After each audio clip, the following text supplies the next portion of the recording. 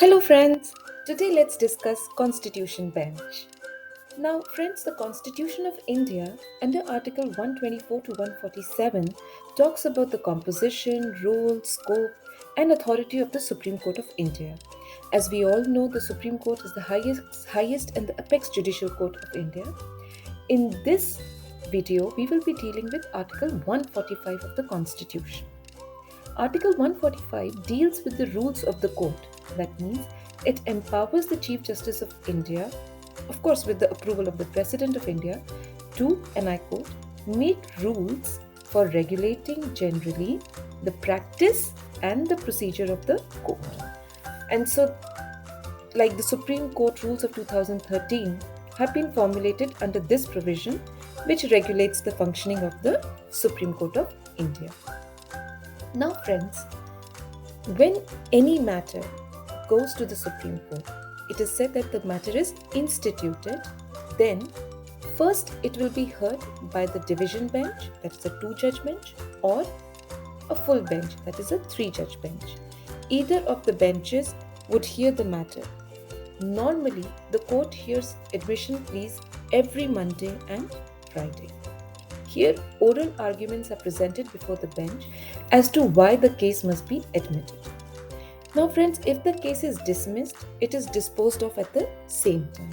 However, if it is admitted, it will be accepted for regular hearings, which happen on Tuesday, Wednesday, and Thursday. Now, in the 1950s, when the court was formulated, the judges would sit together and decide the matters that were listed before it. But as the number of cases started to increase, more and more judges were added to the Supreme Court, and the judges started sitting in smaller benches of 2 or 3 judges, also known as the division bench or the full bench, and sometimes 5 or more than 5 judges were needed, which resulted in the formulation of a constitution bench.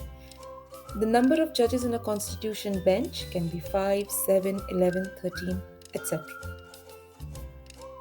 Now friends, in this table we will see that our Supreme Court started with 8 judges, including the Chief Justice of India in 1950, which increased to 18 judges in 1978. And in less than a decade, in 1986, it increased to 26. And presently, there are 34 judges in the Supreme Court of India, including the Chief Justice of India.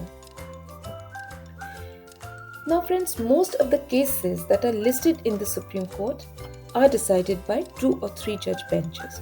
Constitution bench is not a very frequent bench that is formulated in the Supreme Court. Now let's get back to Article 145.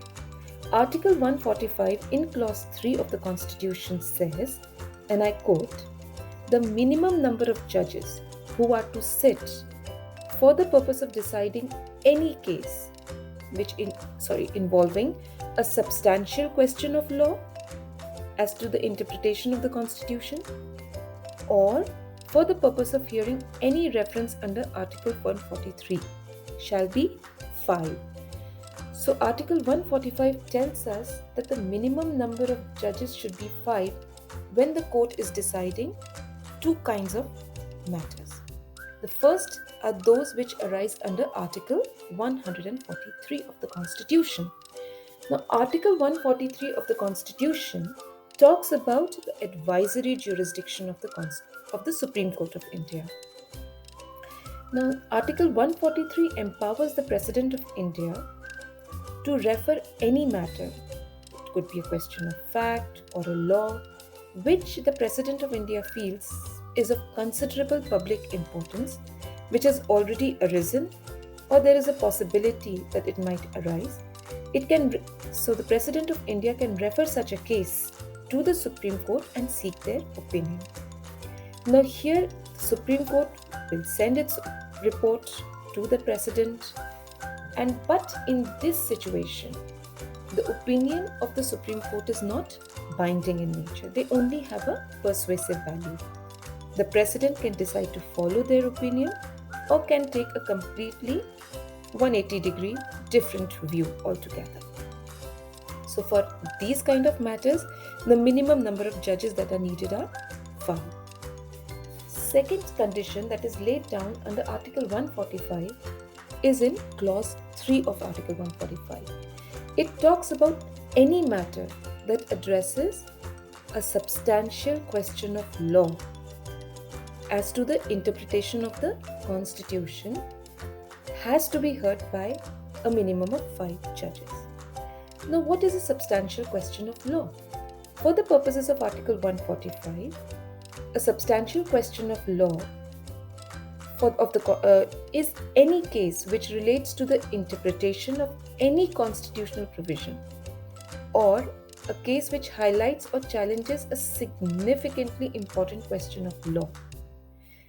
These kind of issues are generally considered as substantial questions of law, and the Constitution mandates that a minimum number of 5 judges would be needed to hear such a kind of case.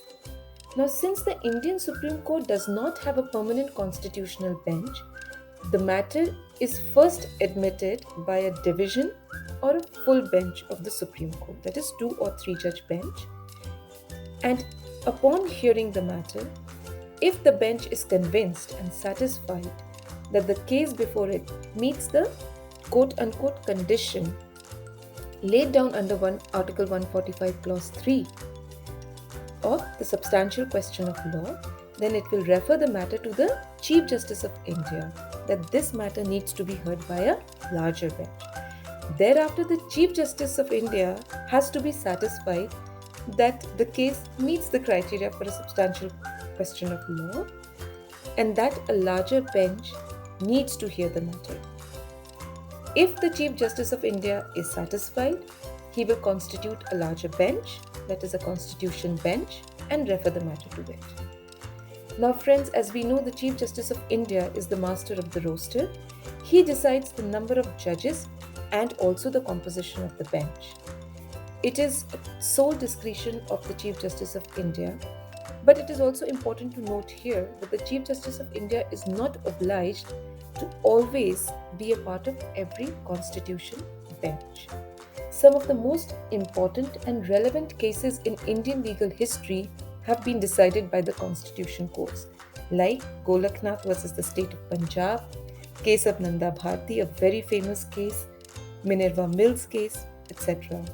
I will discuss these cases in detail in some other video. But friends, to date, the largest ever constitution bench that was formulated was of 13 judges in the case of Nanda Bharti versus state of Kerala. Now friends, apart from Article 145, the Chief Justice of India can also constitute a constitution bench under 2 different conditions. One, if the division or full bench of the Supreme Court delivers conflicting judgment on the same point. So if there are 2 benches of the Supreme Court which have given conflicting judgments on the same question of law, then the Chief Justice of India can refer the matter to a constitution bench. Or cases where a full bench, that is a 3-judge bench of the Supreme Court, has doubts about the correctness of a judgment that was delivered by a former bench, and hence refers the matter to Chief Justice for the formulation of a larger bench to review the judgment of the former bench. So friends, I hope this video gave you a good detailed insight into what is a constitution bench, when can it be formulated, its significance in relation to Article 143, Article 145, and 2 of the special cases where the smaller benches can refer the matter to the Chief Justice of India to formulate a larger bench or to review a case which they think has not been correctly decided. So friends, I hope you liked the video. Thank you so much for your time, and I'll see you soon with another video. Till then, goodbye, take care, and बहुत बहुत धन्यवाद.